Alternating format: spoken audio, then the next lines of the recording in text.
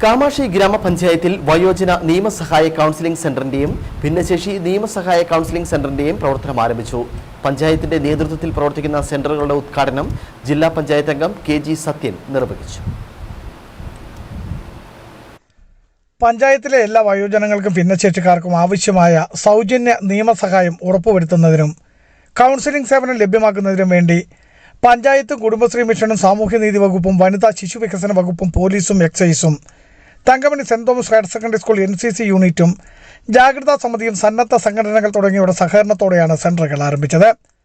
വയോജനങ്ങൾക്ക് വേണ്ടി ആരംഭിക്കുന്ന സെന്റർ പ്രത്യാശ എന്നും ഭിന്നശേഷിക്കാർക്ക് വേണ്ടി ആരംഭിക്കുന്ന സെന്റർ ദിശ എന്ന പേരുമാണ് നൽകിയിരിക്കുന്നത്.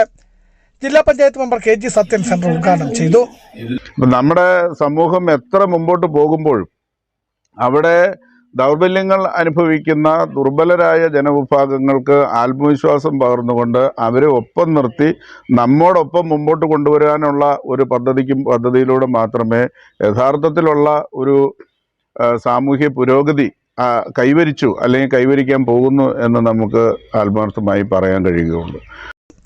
പൊസാഡ്, ആഫ്രോ തുടങ്ങിയ സന്നദ്ധ സംഘടനകൾ ഇതുമായി സഹകരിക്കും. എല്ലാ ആഴ്ചകളിലും ഒരു ദിവസം വീതം കൗൺസിലർ, അഡ്വക്കേറ്റ് എന്നിവരുടെ ഫുൾ ടൈം സേവനം സെന്ററിൽ ഉണ്ടാകും. രാവിലെ 10 മണി മുതൽ 4 മണി വരെയാണ് സെന്ററുകൾ പ്രവർത്തിക്കുക. പ്രസിഡന്റ് അനുമോൾ ജോസ് പരിപാടിയിൽ അധ്യക്ഷത വഹിച്ചു. ബ്ലോക്ക് പഞ്ചായത്ത് വികസനകാര്യ standing committee chairperson Rinda Varghese, panchayat ക്ഷേമകാര്യ standing committee chairman Soni Chollamadam, panchayat അംഗങ്ങളായ Shirley Joseph, Jose Thaicheril, Thankamani police sub inspector Xavier PD, excise inspector MB Pramoda തുടങ്ങിയവർ പങ്കെടുത്തു. Biju Vaishan Parambil, Idukki vision news, Idukki.